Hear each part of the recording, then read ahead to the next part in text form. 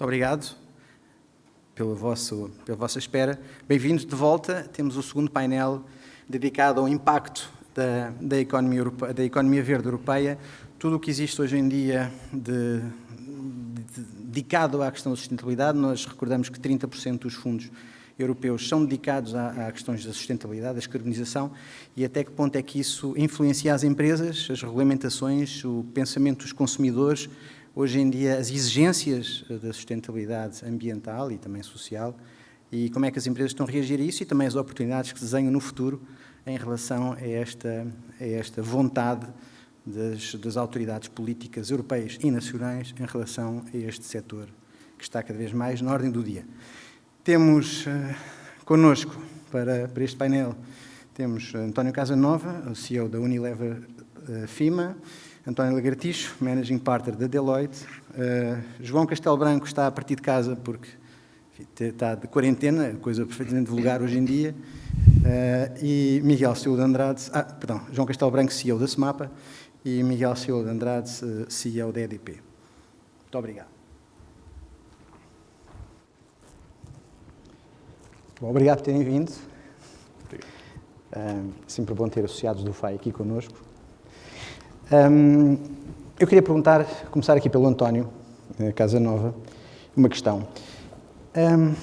Até que ponto é que tu sentes na tua empresa que tu és responsável não só em Portugal, mas também outros países no sul da Europa, até que ponto é que te sentes impactado por esta força que emana das autoridades políticas, por um lado, em termos de regulamentações e em termos também de oportunidades para as empresas se reconverterem em termos de descarbonização e de sustentabilidade ambiental e também social, e também, por outro lado, o comportamento dos consumidores, porque estás no grande consumo, sentes todos os dias a pressão dos consumidores para as empresas serem melhores e os produtos serem cada vez mais sustentáveis, não só em termos de conteúdo, como em termos das próprias embalagens, por exemplo. Como é que estás a sentir isso, não só em Portugal, mas em os outros países que tu tens participação ativa e executiva? Então deixa-me só separar as duas partes, que é versus as autoridades e versus os consumidores, porque são duas realidades muito diferentes. De princípio, e sendo o que somos uma joint venture, mas uma joint venture de uma grande multinacional de consumo, a noção que temos é que as empresas nas nossas áreas são sempre muito mais rápidas a estabelecerem consensos e direções do que são algum tipo de instituições ou governos. E, portanto, que todos os grandes avanços que têm existido e que a sociedade hoje em dia pede são feitos muito mais por consensos das empresas e muito mais pela vontade das empresas de avançarem. E aí já entro no segundo tema, de avançarem por onde é claro que os consumidores querem, do que por alguma força governamental para irmos nessas direções. O exemplo mais recente. Existe uma enorme preocupação nos últimos anos, uma preocupação que tem talvez 3 anos, sobre os plásticos e tudo o que tem a ver com a poluição plástica e com o impacto que a poluição plástica tem, sobretudo nos oceanos, mas também fora deles. Ainda não há nenhuma regulamentação que se conheça de peso mundial sobre os plásticos e sobre a redução dos plásticos, mas as empresas já estão a trabalhar nisto a fundo, desde o princípio, e com soluções e com metas anunciadas no tempo mais recente. Para dar um exemplo, para dizer a nossa, mas não somos só nós já anunciámos que queremos até 2025 reduzir em 50% a quantidade de plástico que conseguimos pôr na rua dos nossos produtos. E da parte que usamos, que temos que continuar a usar por razões que posso explicar se não forem demasiado detalhadas, queremos que a grande percentagem seja plástico reciclado. Okay? E isto fizemos nós, mas fizemos muito antes de haver alguma legislação que nos obrigue a isso. Fizemos nós, mas não fizemos só nós. Fizemos nós, fez a Procter, fez a Coca-Cola de uma forma até mais, também muito forte. E, portanto, todas as grandes empresas já consensuaram esta direção muito antes de haver alguma regulamentação nesta direção. E não poderia, provavelmente, ser melhor feito de outra forma. Ou seja, as grandes empresas, todas as empresas, mas as grandes empresas por uma série de razões, porque são tipicamente empresas muito vigiadas, muito cotadas, muito sujeitas à pressão dos investidores e muito sujeitas a escrutínio público, um escrutínio público que é muito mais exigente do que um escrutínio governamental, ou seja, eu posso fazer o que quer que seja e não ser culpado por isso, mas se aos olhos do público eu fizer coisas menos bem feitas, mais questionáveis, sem estarem dentro dos melhores padrões morais, serei claramente penalizado pelos meus investidores e penalizado pelos meus consumidores. Portanto, a nossa noção de padrão não é o padrão que nos é imposto pelas autoridades, é um padrão que achamos que é muito mais elevado, porque tem que ser um padrão completamente impoluto, imposto pelos melhores estándares dos investidores e pelos melhores estándares dos consumidores. E, portanto, acho que as empresas têm tido, as grandes empresas, e depois por elas a estabelecer padrões que o resto da indústria vai seguindo, estas grandes empresas têm tido uma enorme capacidade de se proporem a endereçarem todos os temas ambientais de relevância e o têm feito de uma forma muito mais rápida e com resultados resultados que se podem evidenciar de uma forma que padrões governamentais tipicamente não conseguem. E só para não me estender muito, deixa-me só dizer duas razões para isso. Primeiro, porque eles tipicamente não são universais. Okay? A maior parte destes padrões acabam por ser muito diferentes de país para país.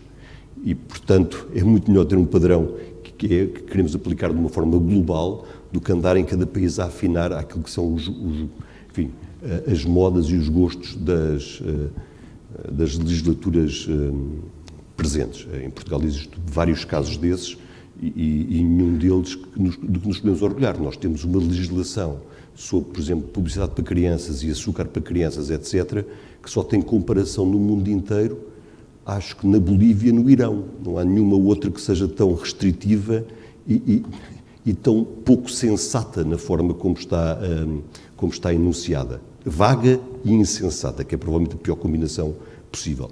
E, portanto, esta legislação é completamente diferente da de Espanha. Coisas que são, em Portugal, em Espanha, recicláveis, em Portugal não o são. Portanto, há uma quantidade de padrões que tornam a obediência estrita a cada um dos países um exercício impossível. Portanto, temos sempre que usar o melhor padrão possível e esse padrão tipicamente é definido por nós grandes empresas, muito mais do que é definida por uma qualquer autoridade. Obrigado, António. João, está-nos a ouvir? Eu estou a ouvir bem, não sei se me ótimo, estão a ouvir obrigado. bem daí. Queria chamá-lo aqui à Alissa, como aqui no painel é o representante da indústria, aquelas indústrias antigamente poluidoras, hoje cada vez menos, a parte de cimentos, mas também tem no grupo a parte da Navigator, da própria celulose e da plantação de eucaliptos, onde tem uma sustentabilidade bastante carregada, bastante forte.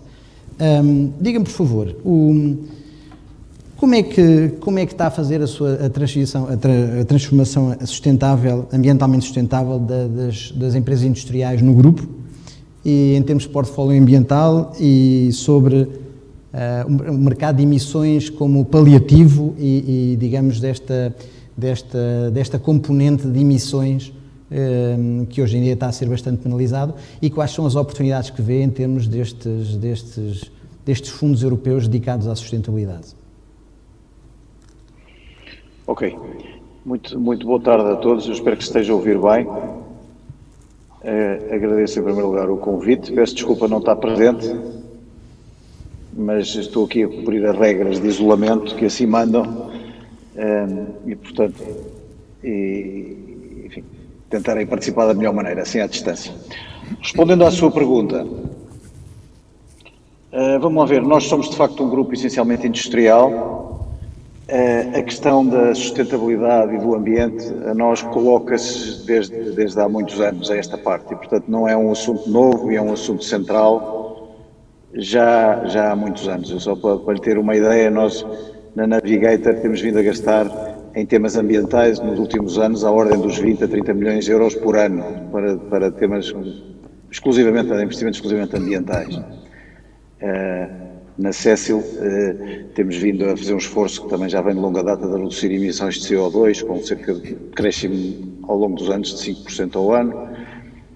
Enfim, temos neste momento previsto investimentos relevantes no caso da Navigator para ser neutros em carbono em 2035, no valor de cerca de 160 milhões, e temos também projetos, digamos, bastante comprometedores do ponto de vista de investimento na Cécil para isso. Portanto, é um tema que não é novo. Para nós a questão ambiental tem várias dimensões. Há a dimensão do CO2 e a dimensão climática, mas há outras. Há a dimensão também tem a ver com efluentes.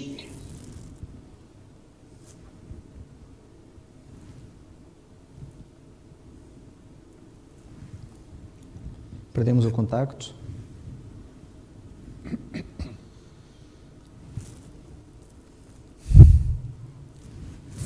Tecnologia. Comunicações. Estamos sem ligação. Alô? Alô, sim. Perdemos momentaneamente, mas já estamos outra vez. Peço desculpa, é que eu estou a utilizar aqui, infelizmente o Wi-Fi de casa não funciona, estou a utilizar o telemóvel e entrou-me uma chamada. Eu não sei se isto está... Está bem, aqui estamos bem. Pronto, tudo bem. Portanto, temos várias dimensões que não são só a dimensão climática. Nós somos um grupo industrial, como disse... Boa. Entrou novamente a chamada. Entrou outra chamada. Por favor, se nos estiverem a ouvir, não liguem ao Dr. João Castelo, engenheiro João Castelo, por favor.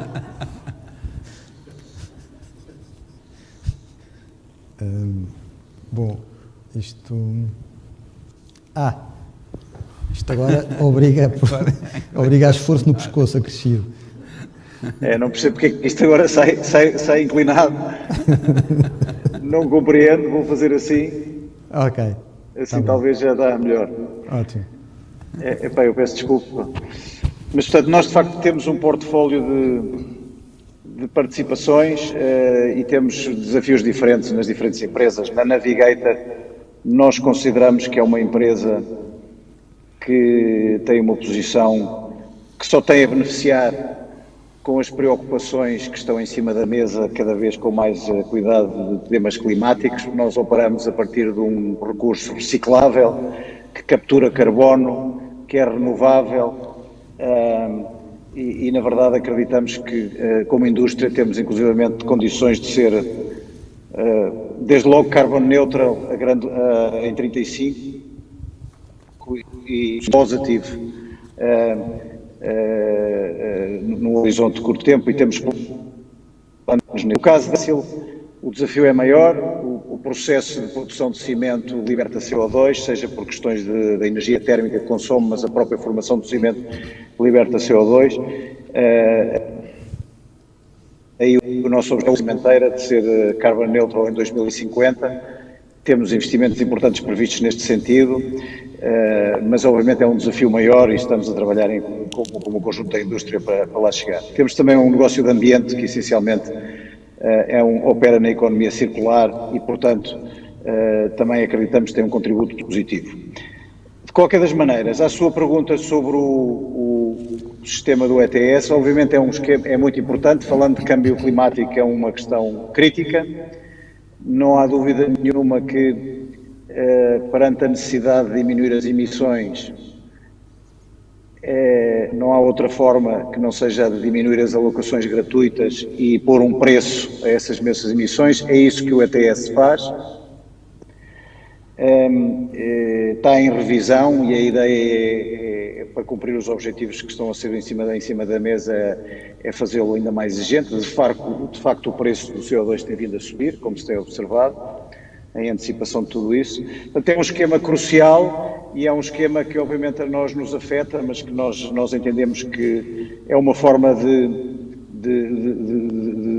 criar um incentivo económico à transformação necessária de todos nós. Portanto, é importante, está em revisão, tem que ser bem aplicado, porque obviamente é preciso ter a noção que nós concorremos no mercado global e as regras que são aplicadas às nossas empresas, nomeadamente as empresas que estão sediadas na Europa, não são as regras que são aplicadas a outras empresas com quem nós concorremos e, portanto, quando estes esquemas se aplicam de forma unilateral, o que acontece é que não se resolve o problema climático, apenas se reduz a competitividade daqueles que tentam trabalhar o assunto e no limite acaba por se destruir, digamos, uma base industrial sem resolver coisa nenhuma. Daí que a Europa tem em consulta o Carbon Tax Adjustment Mechanism para perceber se pode de alguma forma mitigar estes problemas de competitividade que este tipo de esquemas podem criar, mas obviamente é um esquema muito importante e que obviamente para nós constitui um motivo para a ação e um motivo para um conjunto de investimentos grandes que temos previsto. Como digo, na Navigator são cerca de 160 milhões que vamos investir nos próximos anos e na Cecil temos um investimento também muito avultado na nossa fábrica do Otão para reduzir de forma significativa as emissões de CO2, quase de cerca de 70 milhões de euros e, portanto, isso é uma parte importante daquilo que nós temos em carteira. Em relação à pergunta que me coloca sobre os fundos, vamos ver, é uma coisa que nós ainda não temos bem explorados, penso que ainda está a ser equacionado como é que esses fundos vão chegar às empresas e tudo isso. Será importante, porque há aqui uma questão que é relevante considerar, há de haver aqui um período de transição e o período de transição é tanto mais importante que haja, digamos, apoios para que a indústria se converta, quanto mais difícil é assegurar o tal level playing field entre concorrentes que cumprem determinadas regras e concorrentes que não o cumprem. E, portanto, para que haja a capacidade de uma determinada indústria adaptar-se em situações em que não todas estão sujeitas às mesmas restrições, que exista a capacidade, a transição será um elemento importante. Portanto, neste momento é o que se me apraz dizer sobre este assunto. Obviamente será importante, a Europa tem previsto muitos milhões para apoiar a transição, mas isso ainda está muito no drawing board e como é que eles vão chegar às empresas e em que medida é que vão ser úteis ainda está para ser visto, mas será seguramente um mecanismo importante. Obrigado, João. Miguel, a EDP foi uma das pioneiras nesta questão da transição energética. Já há muito tempo que a EDP assumiu a questão da produção de energias renováveis. Aliás, a própria EDP Renovável, que este ano teve um comportamento bastante interessante em termos bolsistas, mercê também deste renovado interesse e decisão dos decisores políticos para as energias alternativas.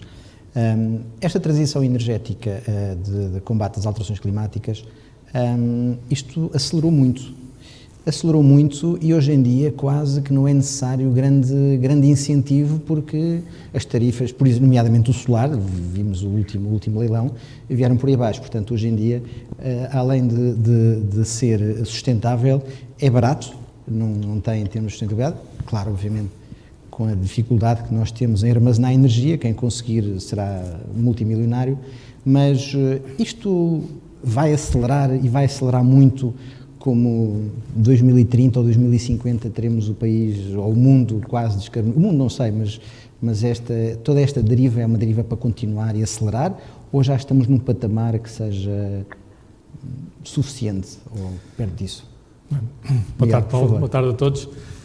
Acho que nós estamos a viver uma verdadeira revolução no setor de energia. Acho que isto não é um clichê, acho que é mesmo verdade. Acho que aquilo que nós temos assistido ao longo da última década, que iremos assistir também ao longo das próximas, é uma mudança total da forma de produzir energia e a forma como isso depois chega às pessoas. Acho que há um consenso generalizado político internacional relativamente ao Acordo de Paris. Ainda agora, acho que há pouco tempo atrás, o Presidente Xi voltou a dizer que mesmo a China também estava comprometida com o Acordo de Paris. Seguramente o Biden agora voltará a entrar também no Acordo de Paris e, portanto, acho que há um amplo consenso político relativamente à necessidade de limitar as emissões de CO2. E, portanto, a partir desse momento, acho que tudo deriva desse ponto. A União Europeia tem assumido também algum protagonismo, ou bastante protagonismo, diria mesmo, aqui relativamente ao tema da limitação das emissões. tem um target reforçado para 2030 de reduzir em cerca de 55% face àquilo que eram as emissões de 2015 e, portanto, isto é uma redução realmente muito grande. Isto implica uma mudança grande no mix energético. Algumas coisas muito concretas do que é que isto quer dizer. Quer dizer que já não se vai produzir mais com centrais a carvão na Europa, portanto isso está condenado. Nós próprios já anunciámos o fecho de Sines agora em agosto. Enfim, porque obviamente esta implicação de ter targets de redução de emissões depois implica também aumentos de custos de CO2, implica limitação nos direitos de emissões e, portanto, centrais, por exemplo, as de carvão, mas não é só de Sines, também centrais em Espanha e pela Europa fora, estão todas a fechar as de carvão. Isso é um tema que obviamente vai ter imenso impacto, porque obviamente a saída dessas centrais depois cria mais procura então por energias alternativas, nomeadamente, por exemplo, no caso das renováveis. Portanto, as renováveis têm vindo a crescer muito ao longo dos últimos 20 anos. Objetivamente, precisavam de ser subsidiadas no início porque eram, obviamente, mais caras, como qualquer tecnologia embrionária, quando nasce, tipicamente é mais cara, depois, à medida que vai ganhando maturidade, há aquelas curvas de experiência e vai reduzindo custos. E, portanto, hoje em dia, objetivamente, o custo das renováveis é competitivo com qualquer outra tecnologia. Portanto, as centrais a carvão estão a fechar, não é só porque estão a ser mandatadas para fechar, é porque, literalmente, já não conseguem concorrer com as outras formas de produção de energia. E, portanto, as renováveis, seja eólicas onshore, seja solar, seja offshore, já entraram claramente no mix energético. Isso é verdade pela Europa fora, mas é verdade também em países como os Estados Unidos. Muita gente não sabe, mas os Estados Unidos é o nosso maior mercado de renováveis e é o mercado onde nós mais crescemos. Já representa 20% dos resultados da EDP e representa para isso 40% do investimento que nós fazemos a nível do grupo. Portanto, de facto, é um mercado, apesar de haver aquela aura que a administração Trump não gostava de renováveis, esses últimos 4 anos foram fantásticos do ponto de vista de crescimento e acreditamos que também a próxima década também vai ser. Portanto, indo diretamente à pergunta, se isto vai acelerar, acredito genuinamente que isto vai acelerar, todas as indicações que temos é que vai acelerar. Nós olhamos para qualquer projeção de qualquer consultor ou de uma agência internacional de energia e é tudo no sentido de que vai duplicar, triplicar ou quadriplicar. Inclusive na Europa, a última estimativa que tem é de ser necessário mais de 400 mil milhões de euros de investimento ao longo da próxima década para cumprir com o target da redução de emissões. Portanto, claramente vai acelerar. E, como eu digo, não vai ser só um tema da Europa, não vai ser só um tema dos Estados Unidos. Estamos a ver também novos mercados, como, por exemplo, a América Latina. Estamos a ver a Ásia. Todas essas geografias começam a ver as renováveis como uma fonte competitiva de energia. Portanto, ainda recentemente entramos na Colômbia. A Colômbia, tipicamente, é um país que produz muito à base hídrica, ou mesmo o Brasil também muito à base hídrica. Cancelaram os leilões de novas centrais hídricas e começaram a fazer leilões de energias eólicas ou solar. E, portanto, de facto, é uma tecnologia que hoje em dia é perfeitamente competitiva, sem necessidade de subsídios. Enfim, em algumas geografias, dependendo das condições, podem precisar para acelerar esse arranque inicial. Pronto, se calhar ficava por aqui, porque eu sei que também quero dar espaço. Volta. António, guardei-te para o fim, mas the last but not the least. Porquê? Porque tu tens uma visão muito mais transversal, não é? Temos setor de serviços, temos setor de energia, temos setor industrial, todos eles muito impactados por esta questão das alterações climáticas e da descarbonização, no bom sentido. Como é que tu estás a ver em termos das empresas e dos setores com quem vocês contactam na Deloitte diariamente, em termos desta pressão que existe por parte das diretivas, das regulamentações, ou seja, a pressão política por um lado, depois a pressão do ativismo, do consumer activism dos consumidores, pela exigência que eles têm de responsabilidade, como estava a dizer o António, responsabilidade ambiental e responsabilidade social, e também pegando um pouco naquilo que é a preocupação de muita gente, especialmente ligada à indústria, como estava a dizer o João, as indústrias são necessárias existir, os cimentos, o papel, etc., e o esforço que eu estou a fazer em termos de descarbonização, mas por outro lado também existe um problema que é na sustentabilidade económica, porque tudo isto está um pouco ainda revirado, ainda não há um caminho muito claro como é que nós conseguimos fazer, e obviamente depois a questão da concorrência de outros países que não pertencem ao mercado de licenças de carbono, nem usam isso, nomeadamente Marrocos aqui ao lado, Como é que tu estás a ver estas pressões todas que as empresas sentem? E, obviamente, depois a oportunidade, porque se a empresa se desenvolver no sentido das alterações climáticas, e o exemplo da EDP, consegue com isso atrair muito mais boa vontade interna, ou seja, a responsabilidade social que hoje em dia nós vimos nos países anteriores, satisfaz muitos millennials. Falámos da PwC, por exemplo, António Correia a falar nisso, a responsabilidade que as empresas têm de combater as alterações climáticas, que hoje em dia não por causa do vírus, mas era verdade há um ano atrás e provavelmente vai ser verdade outra vez daqui a um ano, quando felizmente esta questão da pandemia for ultrapassada. Portanto, isto foi uma pergunta muito longa, mas voltando um bocadinho àquela questão da pressão das quatro esferas aqui a apertar. Certo. Boa tarde, em primeiro lugar, e muito obrigado pelo convite para estar aqui hoje presente. Vamos lá ver. Eu, se calhar, começava por dizer que, e agarrar aqui um pouco no que o António mencionou. Em primeiro lugar, nós sentimos que existem duas velocidades. Uma, que são as grandes empresas, e o António referiu isso mesmo. Eu acho que são as grandes empresas que estão a ser o motor desta transformação. E depois existem as pequenas e médias empresas que não estão diretamente ligadas a estas grandes empresas.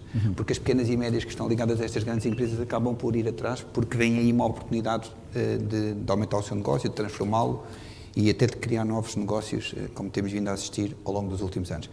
Portanto, eu sou altamente otimista com esta nova realidade, porque tenho a certeza que é, obviamente, uma realidade que vem para ficar, vai acelerar, como o Miguel dizia. Há, acima de tudo, já uma consciencialização de todos que não há outra forma, não há outro caminho. Ou seja, nós queremos estar cá enquanto humanidade, vamos ter que traçar estes objetivos e vamos ter que acelerar nesta transformação. Não há volta a dar. E eu acho que já, hoje em dia, já não é só a Europa, a Ásia, os Estados Unidos, enfim, as Américas no geral, começam a perceber, mesmo aqueles países que não são tão desenvolvidos como o Norte da Europa, ou como a Europa em particular e o Norte da América, que têm que fazer algo se querem cá estar e se querem ter uma vida condigna no futuro. E, portanto, isto vai acontecer rápido, e agora começa-se a assistir a uma confluência de uma série de vontades que permite que as coisas acabem por ter consequência, e eu gostava de dizer que se nós repararmos, e o Miguel falou há pouco no tema da tecnologia e do custo das renováveis. Há bem pouco tempo atrás, e estamos a falar de há 3 anos, 4 anos, não estamos a falar de há 20 anos, nós olhávamos para a eólica, por exemplo, e dizíamos, isto vai ter que ter subsidiação durante uma série de anos para se tornar competitivo. É mentira. Hoje em dia, já é competitivo. Temos ainda uma série de desafios, eu não vou entrar no teu negócio, porque sabes muito mais disso do que eu, mas temos uma série de desafios para vencer ainda. Mas o que é facto é que o custo da produção de energia renovável para injetar na economia já é perfeitamente comportável pelos consumidores e pelos seus utilizadores finais. E, portanto, isto acaba por, em termos económicos, motivar muitas outras indústrias e a própria sociedade em geral a adotar este tipo de comportamentos, este tipo de consumo. As energéticas, naturalmente, que estão, por um lado, obrigadas e com uma pressão enorme em termos governamentais, em termos regulamentares, mas também já dos próprios consumidores a fazerem essa transformação rapidamente. A economia começa a ter capacidade para pagar esse tipo de energia e, portanto, estamos a evoluir para uma segunda fase, que é a fase da eficiência energética, e depois já lá vamos para a economia circular, onde a parte mais dos produtos e dos recicláveis, enfim, acaba por ter mais peso. Mas no tema depois aqui da eficiência energética é onde eu acho que agora se vai começar a meter mais força, porque a eficiência energética não é só distribuir de uma maneira mais eficiente a energia, é também consumir menos, ou seja, consumir de uma maneira mais eficiente a energia. E aí eu acho que estamos a dar os primeiros passos ainda.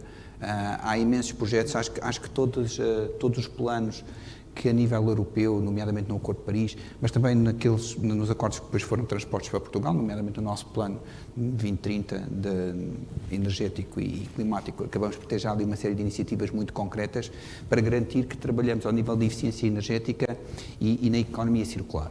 Porque não podemos pensar que vamos manter os consumos como os temos hoje e a única coisa que vamos fazer é trabalhar a montante na parte de ir buscar essa energia renovável. Isso não é possível, nós vamos ter que sim aumentar aquilo que é a energia renovável, as fontes renováveis e deixar os combustíveis fósseis, mas depois trabalhar ao nível também do consumo e da eficiência energética.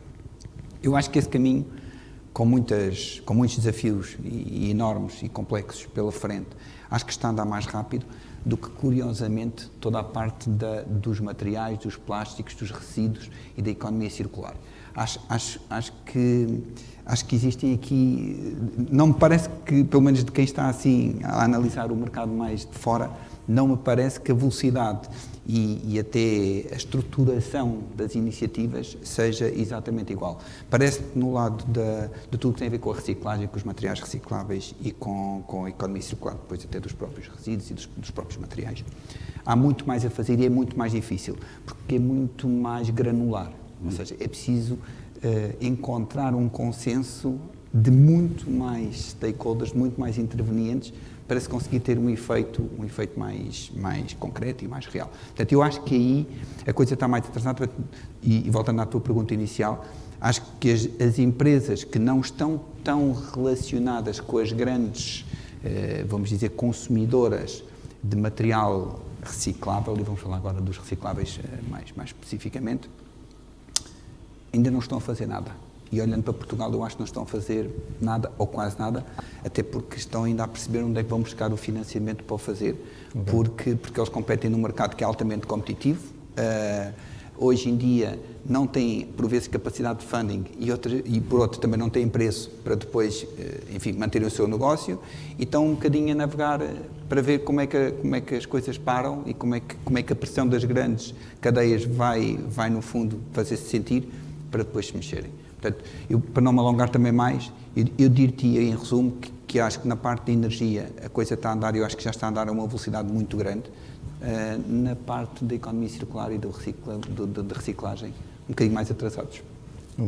Obrigado, António. Eu relembro para quem nos está a seguir que podem colocar questões diretamente aqui aos oradores do painel através da app fi.easygo.pt. Recebo aqui e seleciono as questões para colocar aos oradores.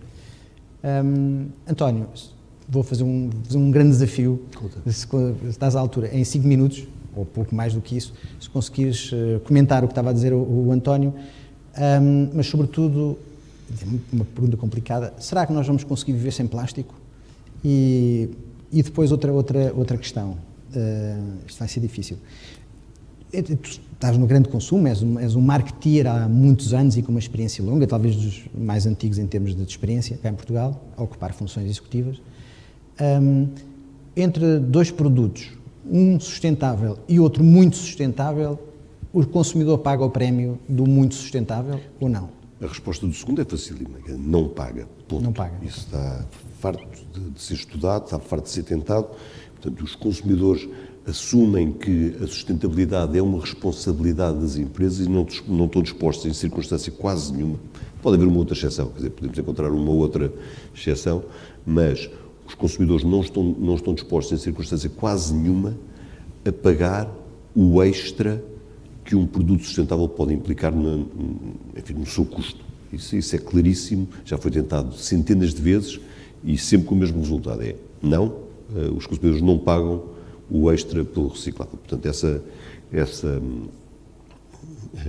questão é relativamente resolvida e essa questão, que já se põe há 10, 15 anos, levou a que o caminho da indústria fosse que tudo fosse reciclável. Ou seja, não ir pelo lado da procura, portanto, não ir aumentando isto pelo lado da procura e pela procura que os consumidores faziam de uns produtos em detrimento de outros, mas ir pelo lado da oferta, dizer não, pronto, já se percebeu que para isto funcionar, tudo o que se faz tem que ser tão reciclável quanto possível, e é esse o caminho que a indústria tem percorrido genericamente.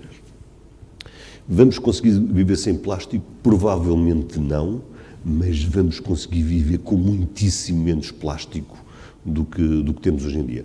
O plástico existe porque é um container, portanto, um vasilhame, uma embalagem com enormes propriedades, enormes vantagens e super barato. Quase tudo o que nós nos lembramos hoje em dia de plástico, portanto, o advento do plástico foi o advento dos produtos líquidos. A maior parte de nós lembrar-se-á da nossa juventude, há 20, 30 anos, a quantidade de produtos que eram embalados em plástico era ridícula. Talvez shampoos, os iogurtes não eram de plástico, eram de vidro, não havia gel duche, havia sabonete, os detergentes de máquina eram em pó, portanto o advento do plástico vem com duas lógicas, ser um vasilhame tão barato e tão disponível e corresponder a formas de uso em líquido que o consumidor privilegiava. Okay? E, portanto, é isso que nos leva do vidro e do papel para o plástico. Agora que são patentes as desvantagens do plástico, teremos que encontrar alternativas para ele. E sem querer ser demagogo, temos aqui problemas que não são fáceis de resolver até para o consumidor, porque a saída do plástico provavelmente leva-nos ou para vidro ou para papel. A quantidade de florestas que a saída do plástico implica não estão plantadas. O João saberá melhor do que alguém o tempo que elas demoram a plantar até serem viáveis. E se for eucalipto, também sabemos a enorme pressão que existe sobre elas. Portanto, não sendo eucalipto, estamos a falar provavelmente de 20 anos até conseguirmos ter a quantidade de pinheiros. Estou a simplificar, mas pronto, mas acho que ajuda para ilustrar, que serão necessários a abandonar o plástico para nos entregarmos no papel. Okay? E, portanto, a saída do plástico para o papel não tem neste momento a correspondente oferta industrial necessária, nem de matéria-prima, a não ser que estejamos dispostos a sacrificar o Amazonas e a Alemanha. Eu estou a simplificar, mas estou a explicar. O vidro, que é outra alternativa ao plástico, tem uma quantidade de impactos ambientais não insignificantes. E, portanto, se é uma coisa que na margem se pode fazer, se nós saíssemos de plástico para fazer maciçamente em vidro, as implicações disso também não são pequenas. Deixa-me dar um exemplo muito perto de nós. Portugal não tem vidro reciclado suficiente para abastecer a sua própria indústria. Portugal é exportador líquido de vidro. Porquê? Porque temos duas indústrias que exportam imenso vidro, vinho e azeite. Portanto, quando nós queremos fazer embalagens recicladas em Portugal, não sei se têm a noção que nós importamos vidro da França, da Alemanha, de todos os países, importamos vidro usado, transportamos o vidro através da Europa inteira para o reciclar aqui, para tornar a fazer embalagens recicláveis. Ou seja, é verdade que as embalagens são recicláveis, mas não são embalagens recicláveis em Portugal. São embalagens que nós vamos buscar aos outros países da Europa, transportamos através da Europa inteira para tornar a fazer em Portugal, porque nós não temos vidro suficiente cá para que toda a nossa indústria fosse feita com vidro reciclado. Portanto, isto tem uma quantidade de outros impactos. Não estou a querer tornar a tarefa muito difícil, mas estou a dizer que isto tudo implica uma série de escolhas que não são evidentes na primeira parte. Portanto, to cut a long story short, é verdade que se vai reduzir imenso o plástico, é verdade que as soluções mais óbvias ao plástico não são tão evidentes como pareceriam de primeiras. Se é verdade que, e respondendo também aqui à noção do António, eu acho que o António provavelmente tem razão. Quer dizer, que houve outras indústrias que avançaram mais depressa do que nós bens de consumo. E têm todo o mérito por isso. Não queria que ficasse a ideia de que esta indústria não fez tudo o que está ao seu alcance para conseguir avançar depressa. Muitas vezes o que está ao seu alcance, e também não estou aqui a querer enjeitar responsabilidades, esbarra com a adoção do consumidor. Se vocês tiverem noção, como tu dizias, eu ando nesta vida já há uma quantidade de anos e um dos primeiros produtos que geri foi Skip. Skip, na altura, eram, com uma geração, enfim, embalagens relativamente grandes de produtos onde os princípios, onde a parte ativa que têm é uma parte muito pequena do total que é transportado e vendido. Okay? Portanto, cada vez que a gente compra um pacote, aquilo tem uma quantidade de enchimento, mas apenas uma pequena parte daquilo corresponde ao que é necessário para lavar a roupa. O grande problema é que os consumidores têm uma resistência enorme a aceitarem e a usarem versões reduzidas, versões concentradas, porque têm a noção de que elas levam, e uma noção que não é completamente errada, que elas levam a uma sobredosagem enorme e, portanto, que ficam muito mais caras. Portanto, tudo o que são embalagens concentradas gastam-se muito mais depressa e as pessoas resistem a isso e, portanto, preferem embalagens diluídas. Se isso é verdade em Portugal, olhem para o mercado espanhol, que os que conhecem sabem que tipicamente é um mercado de litragens, quer dizer, o gel do espanhol é enorme, até o perfume vem em embalagem, quer dizer, é um mercado super diluído, porque o consumidor tem uma enorme dificuldade em aceitar embalagens concentradas por causa da dosagem. Não é? E estas coisas não se podem fazer contra o consumidor, não se podem fazer obrigando o consumidor a consumir formas de apresentações que não são as ideais para ele. Portanto, é verdade que outras indústrias conseguiram avançar mais depressa, ótimo. Têm a grande vantagem tem uma vantagem também que é, do ponto de vista do consumidor, o seu uso é transparente. Exatamente. O consumidor não repara se está a consumir uma coisa ou outra. Nós temos a característica adicional de que grande parte das coisas que queremos fazer são óbvias para o consumidor. As que não são óbvias são muito fáceis, mas as que são óbvias para o consumidor têm um passo extra, que é o passo de levar o consumidor para apresentações de produto que não são aquelas que ele, num determinado momento do tempo, prefere. E esta fase de educação e de transferência é uma fase cara e longa.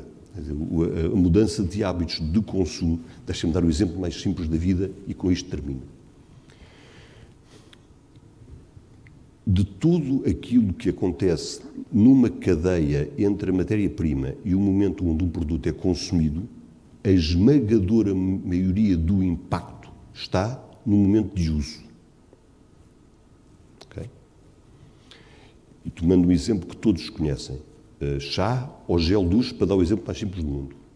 De cerca de 90% do impacto ambiental do gel duche está no momento onde se toma o duche. É o transporte e o aquecimento da água necessária ao duche. Não é o plástico, não é os princípios ativos que estão, nada disso. Não é o fabrico, não é o transporte do gel duche através da Europa. O momento onde se consome onde se impacta 80% é o duche. Ora, sabemos todos que os consumidores tomam o duche durante mais do dobro do tempo necessário a fazer a sua tarefa básica de higienização. Portanto, um duche, para ser consequente, deve demorar entre 3 e 4 minutos. O tempo médio de duche é entre 8 e 10. Portanto, as pessoas tomam duche durante o dobro do tempo que precisam, a temperaturas da água muitíssimo mais quentes do que seriam necessários, mesmo para serem confortáveis.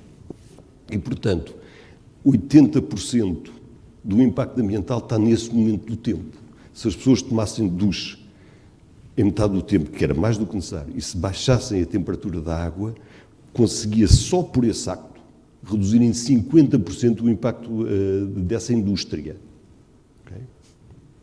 E é muito mais difícil convencer os consumidores a reduzirem o tempo de duche ou a tomarem duche a temperaturas mais baixas do que convencê-los sequer a mudar de uma mega embalagem para uma embalagem mais pequena, etc. Já isso é difícil. Convencê-los a mudarem o hábito na ponta é terrível. E isso é verdade no duche, é verdade na lavagem de roupa, é de verdade na lavagem de louça, etc. Portanto, mudar o consumidor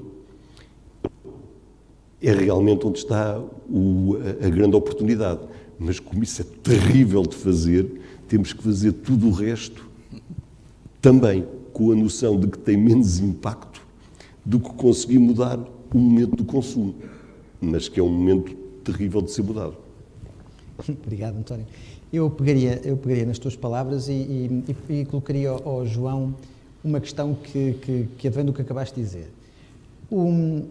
Não há executivo, não há gestor que não tenha as suas preocupações, que são evidentes para todos, em relação às alterações climáticas e à descarbonização. Isso está na ordem do dia e acho que não há como negá-lo. E todas as empresas, sem exceção, caminham nesse sentido.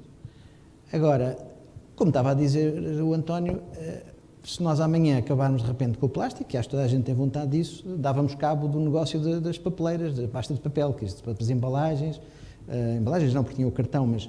Ou seja, a minha questão é, todas estas regulamentações de sustentabilidade ambiental e de desejo e de alguma excitação de atingir essas metas de descarbonização, que são perfeitamente legítimas, mas elas são feitas por burocratas. Como há bocadinho o João estava a falar, há muitas regras que depois, na prática, a perseguir tanto a sustentabilidade, acabam por elas próprias provocar insustentabilidade, no sentido em que não se ganha nada, apenas se transforma em termos no limite das emissões de CO2, porque há muitas componentes, quer nos transportes, quer no fabrico, quer na utilização, que depois acaba por se esvair em termos concretos, em termos técnicos, aquelas poupanças que nós queremos fazer nas nossas empresas em termos de sustentabilidade ambiental. Todas estas determinações e regulamentações são feitas por pessoas nos seus gabinetes que se calhar nunca foram a uma fábrica ou nunca visitaram empresas que estão a trabalhar no dia-a-dia. O que é que o João se lhe apraz dizer em relação a isto? Ok. Obrigado, Paulo. Eu só ia fazer aqui um comentário antes de entrar responder à sua pergunta. Primeiro, dizer que estou de acordo com o que disse o António Lagartixo. Há aqui um desafio grande. Quando falamos de alterações climáticas e de CO2, até certo ponto, do ponto de vista da monitorização, é um desafio fácil, que há uma métrica concreta, específica, que são as emissões de CO2.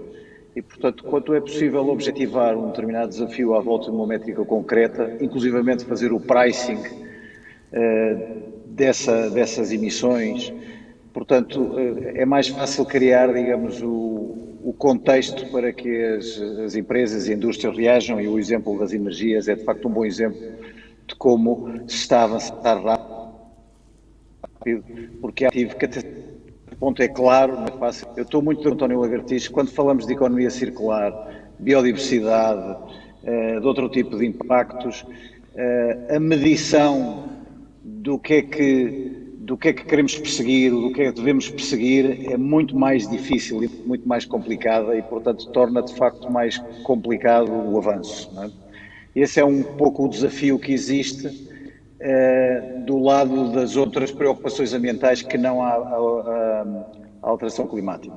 E há o risco de entrarmos em sobre-regulação, over-regulation, de estarmos a apostar nas métricas erradas, o que liga também à sua última pergunta, e portanto é um desafio maior, para todos, para a indústria, para reguladores, para todos. Eu faria só aqui um comentário também, agora aproveitando ali a deixa do António Casas sobre a questão do packaging e das árvores. Nós na indústria da pasta e do papel, sim que consideramos que esta questão da substituição do plástico é uma grande oportunidade para o papel.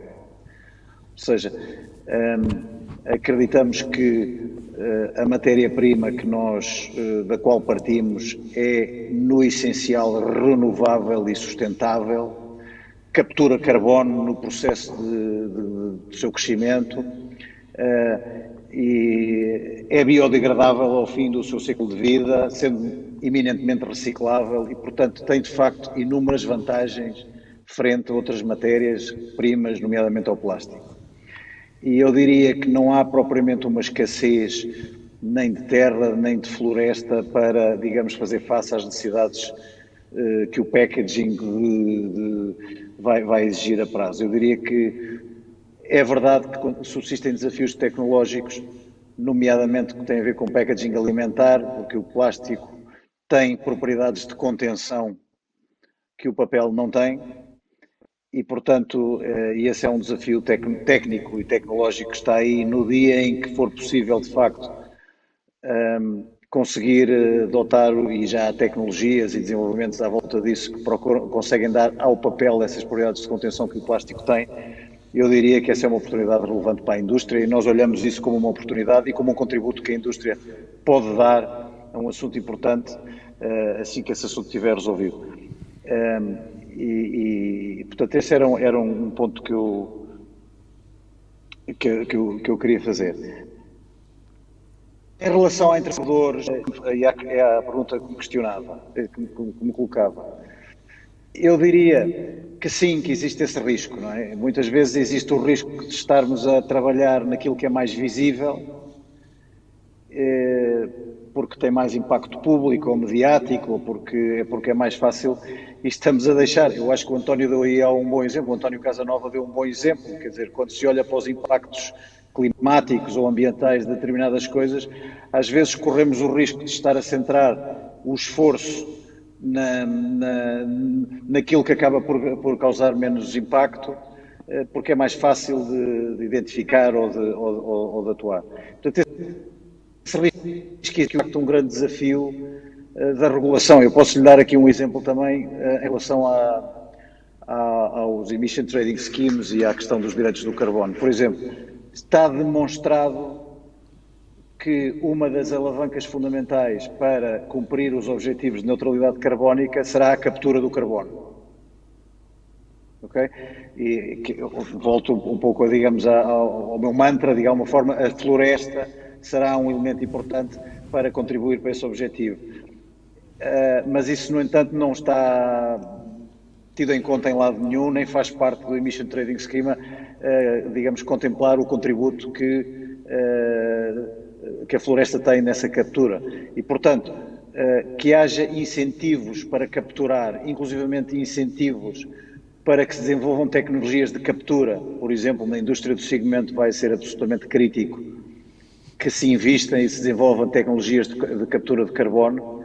Portanto, será importante que os reguladores compreendam que incentivar a captura será uma forma muito importante de contribuir à solução do problema. Portanto, isto para confirmar aquilo que me diz, os reguladores muitas vezes podem estar, digamos, a deixar ao lado assuntos que são muito importantes, centrando-se noutros que são mais, se calhar, mais fáceis, mais imediatos ou mais mediáticos. Portanto, é de facto um desafio para quem está do lado da regulação. Miguel, bom, eu gostava para já que comentasses aquilo que o António e o João referiram agora, que tem muito a ver, realmente a questão da economia circular. E depois, aqui uma questão que veio também de quem nos está a seguir, quais são os grandes desafios da EDP agora nesta questão toda da descarbonização? Porque, de facto, hoje em dia a EDP, não diremos que é completamente descarbonizada, mas avançou muito nos últimos anos. Quais são os próximos desafios? E ainda, o que é que há para fazer em termos da EDP? Isto é uma questão, depois de comentares os outros membros do painel, se puderes. Queres que eu comente o tema da economia circular? Sim, por exemplo, exatamente. Se puder. Nós, obviamente, somos totalmente favoráveis à economia circular e, portanto, por exemplo, até posso dar um exemplo concreto que é, tínhamos uma central a carvão em Espanha que estamos a reconverter para utilizar gases siderúrgicos de uma central siderúrgica e, portanto, no fundo, vamos utilizar aquilo que era um desperdício que seria emitido para o ar para produzir energia e, portanto, dessa forma, gerar energia. Portanto, acho que é um bom exemplo também de aproveitar resíduos ou um desperdício para produzir energia. Portanto, somos 100% favoráveis. Não sei se estavas a provocar-me relativamente ao tema do aquecimento da água do duche do António, mas se fosse produzir com a eletricidade aqui na Península Ibérica, portanto, não sei se era um esquentador ou se for eletrificação, acho que há um tema que vale a pena dizer, que é grande parte da descarbonização da economia e grande parte do pensamento à volta da descarbonização da economia passa pela eletrificação da economia. E, portanto, a conversão enfim, da fonte que for, mas seja gás ou petróleo ou carvão ou o que for, para eletrificação. Portanto, mesmo a eletrificação do aquecimento, por exemplo, acho que é um desígnio grande, porque de facto permite que depois, se tivermos as energias renováveis incorporadas na fonte da produção, então todo o ciclo passa a ser muito mais eficiente.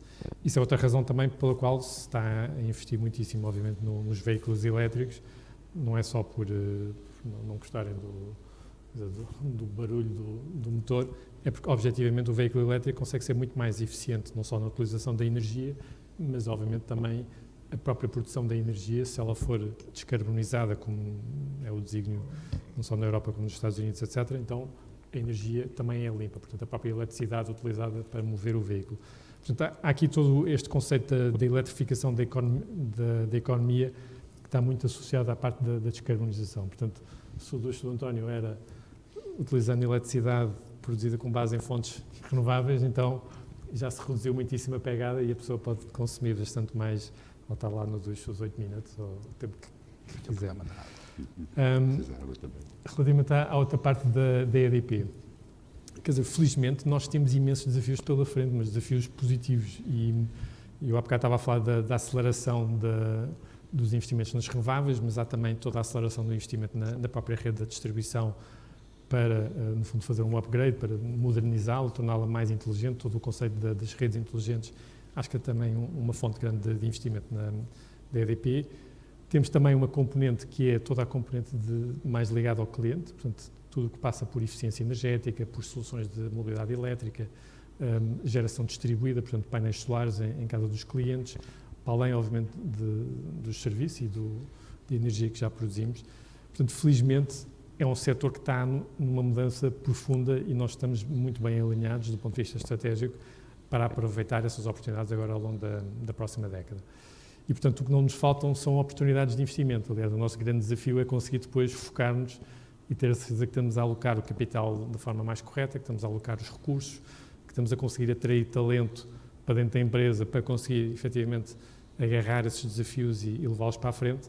Portanto, o nosso desafio é conseguir, no fundo, ir buscar estes vários recursos, capital, pessoas, enfim, todo o know-how para conseguir continuar a crescer a empresa.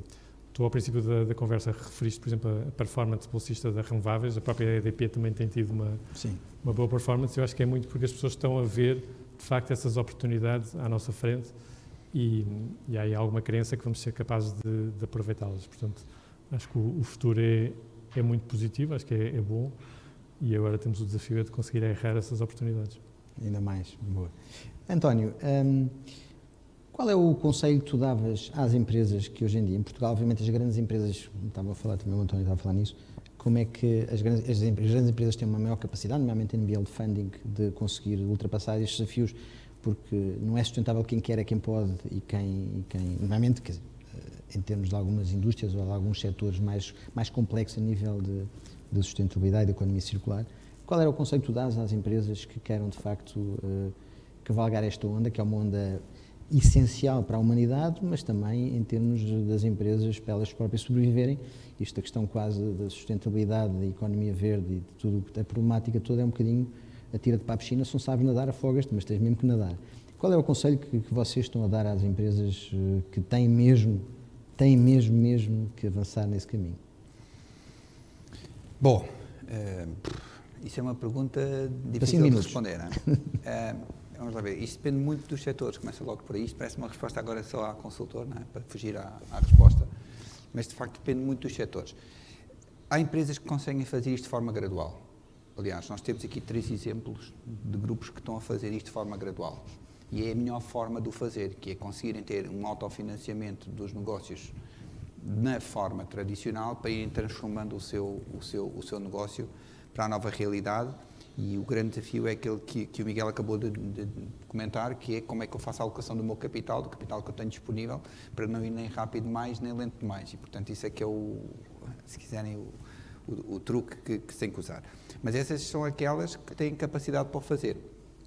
Há outras que vão ter muito mais dificuldades, em particular as mais pequenas. As mais pequenas, nós temos uma série de fundos que vão chegar agora, espera-se, as notícias as últimas notícias da Comissão Europeia e da União Europeia não são as mais animadoras, mas vamos ser positivos e assumir que se vão resolver rapidamente.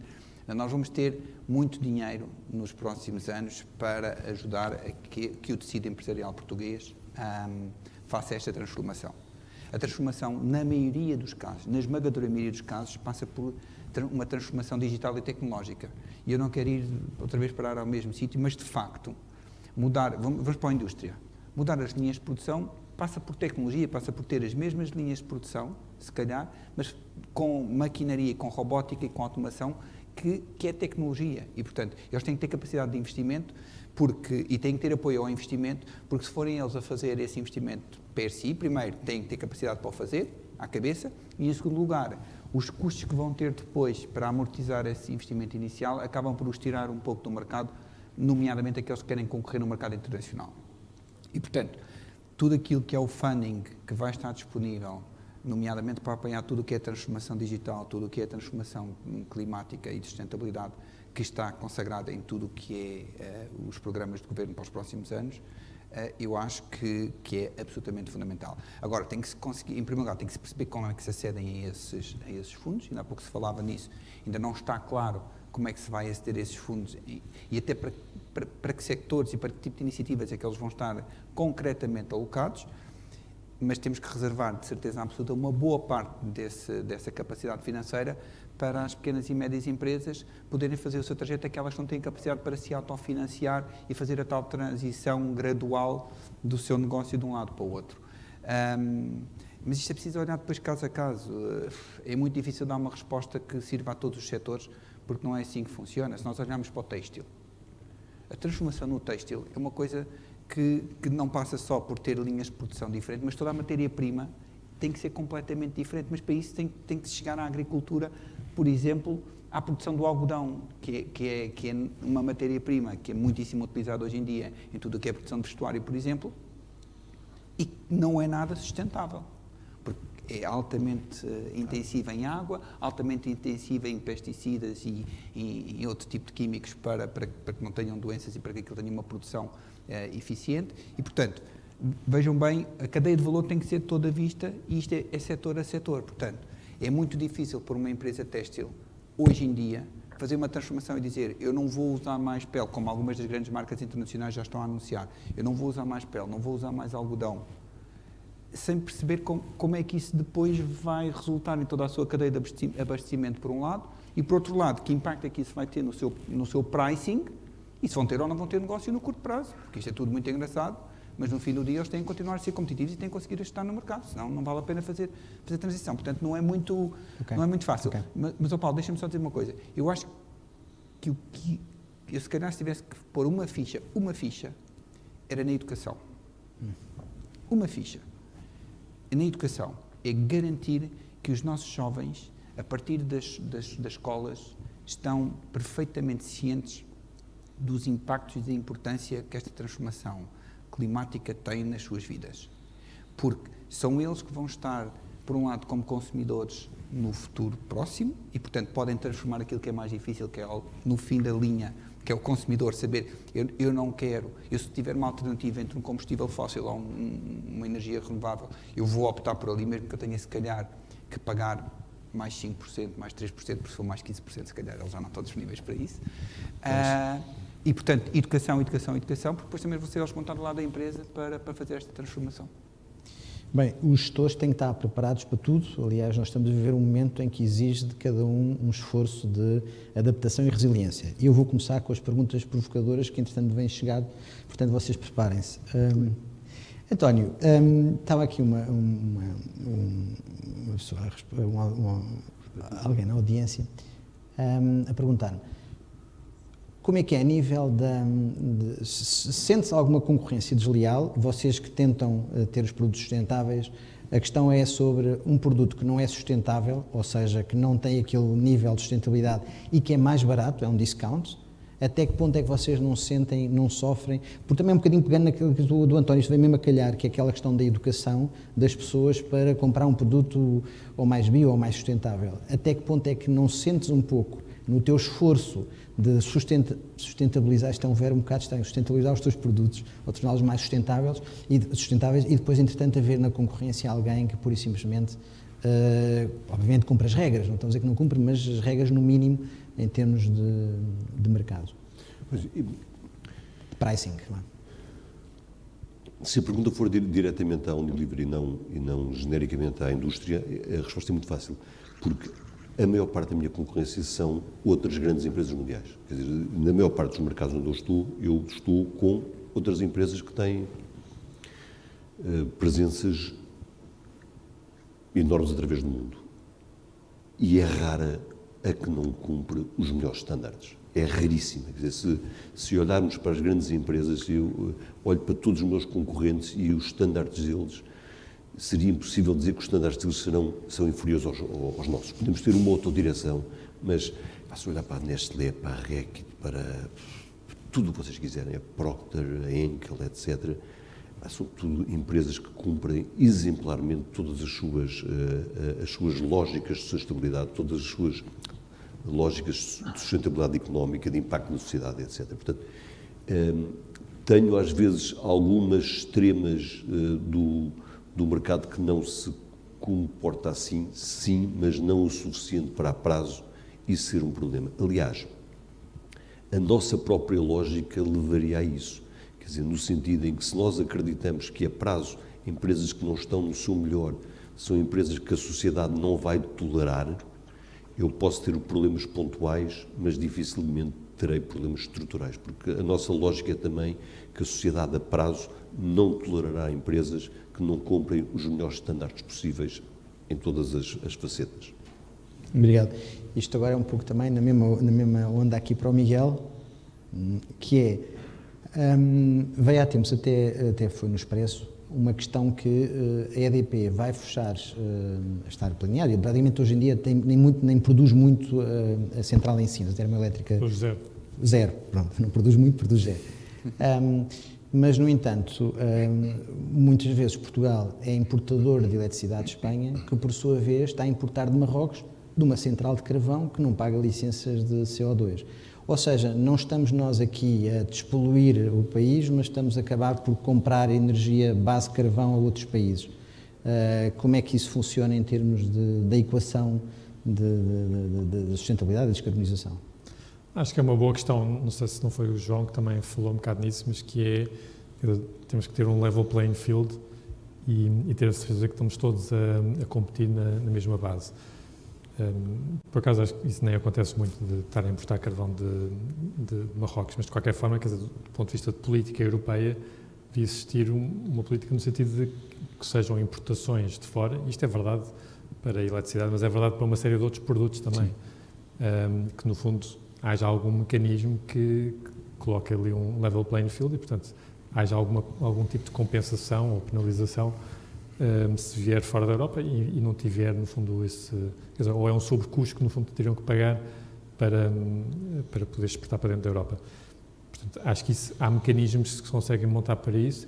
Isso é verdade, por exemplo, mesmo também, não no nosso setor, mas, por exemplo, no setor da siderurgia e coisas desse género, onde também há muito esta tendência de fugir para países que eventualmente têm menos regras ou têm regras diferentes ou legislação diferente e, portanto, assegurar que, por exemplo, a Europa, nesse caso, também não perde alguma indústria pesada e, portanto, assegurar que também está tudo no tal level playing field.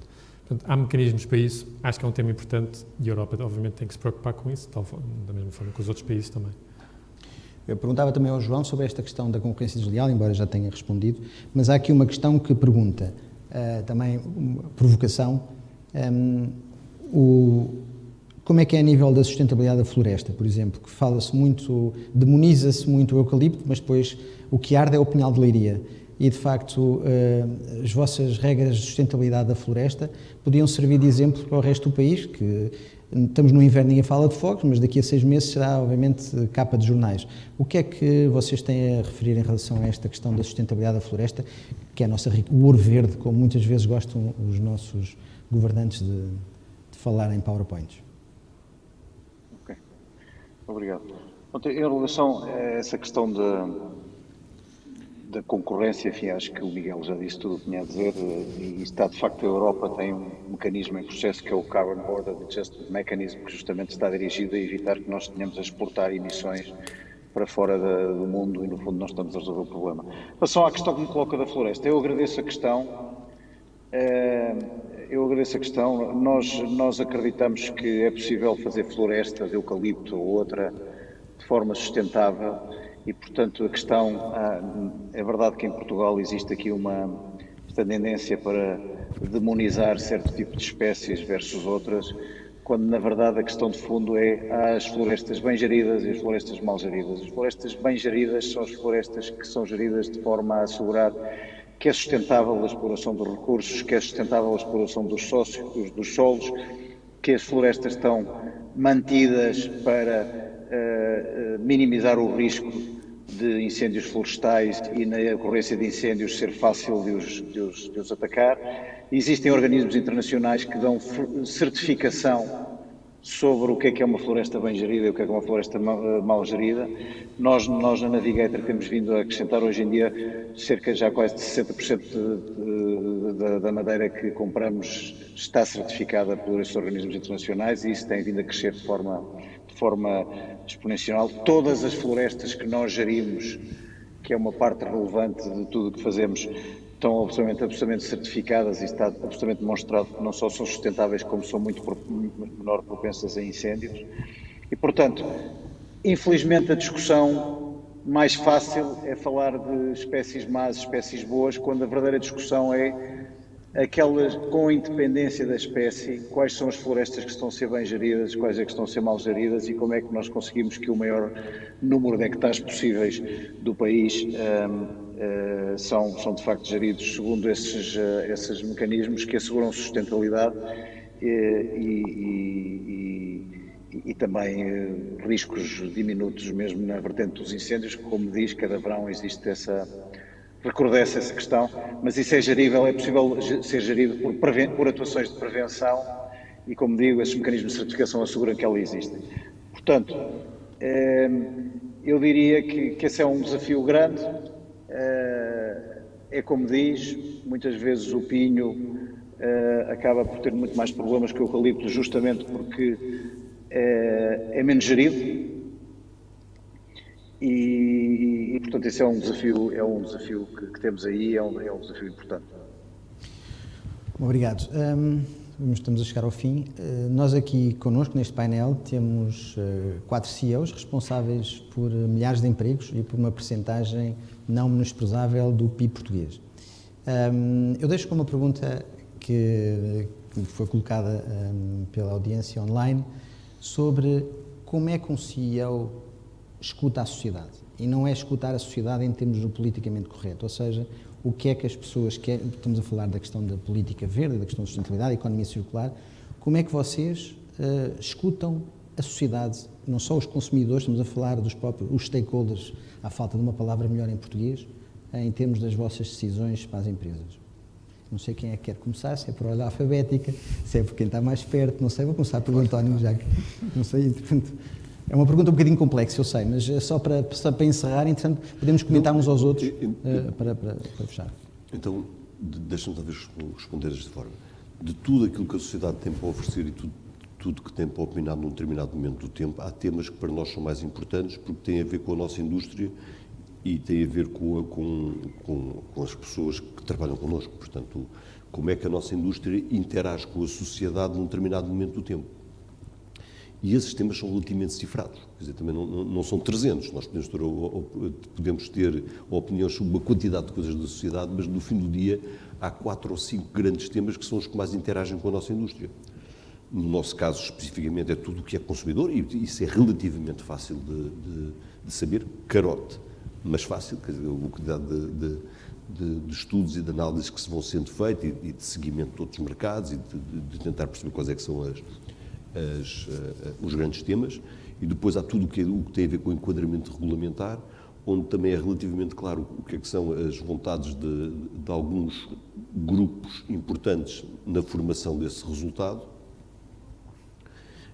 Portanto, eu diria que a nós o importante é seguir consumidores e seguir todos aqueles grupos que levam à formação de algum tipo de enquadramento que nos pode afetar a indústria, seja esse enquadramento legislativo ou fiscal. Okay? E normalmente andamos à volta disto, porque é isto onde reside 80% do impacto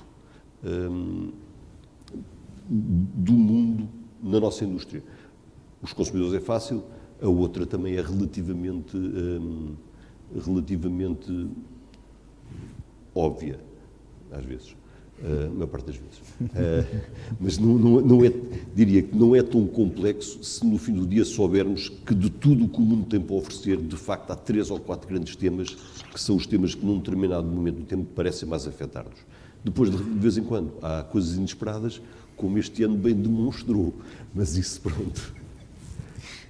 António, por ordem alfabética, estás mais a jeito. Nós temos um desafio adicional, porque nós acabamos por prestar apoio aos nossos clientes, que é o B2B, não é? Portanto, são as outras empresas, em como, no fundo, desenvolverem as suas atividades para irem ao encontro daquilo que são as necessidades dos consumidores e as tendências que vêm. Portanto, nós temos que participar, por um lado, em tudo o que são fóruns internacionais e nacionais de discussão destes temas, mas para além de participar, nós próprios temos que formular em cima desses dados e dessas tendências, não é? Porque aquilo que se espera de uma empresa e do negócio que eu tenho, não é?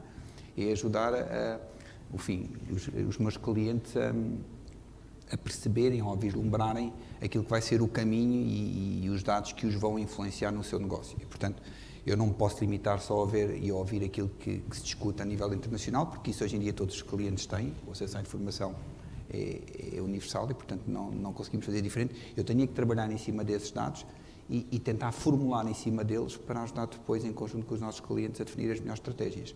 Portanto, temos de estar em todo lado e a pensar sobre a informação. Obrigado. João, como é que um CEO ouve a sociedade, escuta a sociedade para além do barulho mediático que existe diretamente junto de quem interessa, que é os portugueses e os stakeholders das empresas? Eu agradeço a pergunta, acho que é uma boa pergunta. Nós, nas nossas empresas, nós temos vários mecanismos, do qual o principal mecanismo nós chamamos comissões e de impacto social que trabalham junto de cada um dos nossos centros fabris para entender o que é que são as preocupações das comunidades que nós mais afetamos pela nossa operação do dia-a-dia. E, portanto, seja do ponto de vista social, como do ponto de vista ambiental, seja de outros pontos de vista. E, portanto, nós temos esse mecanismo que para nós é absolutamente crucial, porque é aquilo que nos garante nós ouvir as populações que mais são afetadas pela nossa operação. E, na maior dos casos, afetadas positivamente, pela criação de emprego e pela criação de oportunidades. Chamar a atenção que nós, seja no cimento, seja no papel, nós somos uma entidade absolutamente determinante para o desenvolvimento da economia do interior do país. Ok? Da economia rural, nomeadamente, por todo o trabalho que nós geramos, não só industriais, mas todos os fornecedores das matérias-primas que são originadas na vizinhança deles e no interior do país. E, portanto, eu diria que o nosso mecanismo privilegiado acaba por ser essas comissões onde nós, falamos com as comunidades que mais interagem connosco. Também temos, em todas as empresas, temos os chamados fóruns da sustentabilidade, onde nós procuramos trazer entidades e personalidades do país com preocupações, nomeadamente no âmbito da sustentabilidade e com quem nós temos um diálogo intenso para entender quais são as preocupações, para comentar o que estamos a fazer e para perceber se podemos ou não fazer mais. Portanto, esses são os mecanismos fundamentais que nós utilizamos, mas obviamente ouvir a sociedade é crucial cada vez mais e como o Paulo disse bem, há que fazê-lo para lá do impacto mediático de certas questões que acabam por ter mais relevância do que deviam ter, e, portanto, é fundamental nós mantermos esses canais abertos e fazermos, digamos, investimos muito tempo nisso. Miguel, para ti, como é que escutas a sociedade, para além do ruído mediático, do ruído político, de todas essas convoluções que há na volta da empresa? Bem, há uma resposta muito prática e depois há uma mais informal, mas a resposta prática é que nós temos mesmo uma direção que chama-se Relações com Institucionais e Stakeholders, e há uns anos atrás fizemos mesmo um mapeamento dos vários stakeholders, que vão desde os clientes, os fornecedores, obviamente os acionistas, a democracia, portanto a parte mais política, temos obviamente uma componente forte também local, enfim, fez um mapeamento, a academia, enfim, um mapeamento completo dos stakeholders e faz-se um exercício regular, não é todos os anos, mas mais ou menos 2 em 2 anos, até um bocadinho menos, de enviar pessoas para o campo e auscultar, de facto, esses diferentes stakeholders e depois até produzimos um relatório, que é o relatório de stakeholders, que tenta reunir o que é que são qual é a visão dos diferentes stakeholders da EDP, do setor, enfim, e tentamos incorporar isso também na nossa reflexão depois estratégica. Portanto, isso é, se quiseres, a parte prática e muito formal. A parte informal é, obviamente, quer dizer, todos nós temos vários contactos, não só vamos tendo com clientes, com políticos, com acionistas, com, enfim, várias partes da sociedade. Obviamente, é sempre uma amostra muito menos fiável, porque, enfim, é difícil às vezes extrapolar a partir dessa visão, mas obviamente acho que qualquer um nesta posição tem que estar aberto e tem que estar disponível para ouvir enfim, os vários stakeholders com que vai contactando. Portanto, isso é uma parte, acho que faz, isso é part of the job, diria. Comes with the job. Bom, resta-me agradecer aos oradores, meus estimados amigos e associados do FAI. O Miguel fizemos parte da mesma direção do FAI, até que ele partiu para uma carga de trabalhos muito maior e não tem tempo agora para o FAI, mas esperemos que, bem, continues a apoiar o FAI e como aliás estás a fazer. Bom, muito obrigado. Vamos prosseguir com o encerramento do Congresso, do 4º Congresso de Gestores. Obrigado, João, pela disponibilidade. Obrigado, António. Obrigado a António. todos. Obrigado, a todos. Obrigado, João.